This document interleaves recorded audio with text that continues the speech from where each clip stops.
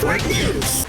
Hindi na nakaporma ng arestuhin ng mga otoridad ang isang high-value individual sa isinagawang bypass operation ng Philippine Drug Enforcement Agency Negros Island Region kasama ang Provincial Drug Enforcement Unit at Balinsa Municipal Police Station kung saan nasamsam sa kanya ang 511 grams ng suspected shabu at tinatayang naghahalaga ng 3.4 million pesos. Kinilalang suspect na si alias Rolly ng 405 Barangay Liptong, Balinsa Negros Oriental na nakuhanan din ng drug paraphernalia. Arestado naman ng Police Station Drug Enforcement Unit ang 40 anyos na ginang na si alias Lablab ng Barangay Singkang Airport, Bacolod City na nakuhanan ng mahigit 300,000 pesos na halaga ng pinaghihinalaang shabu.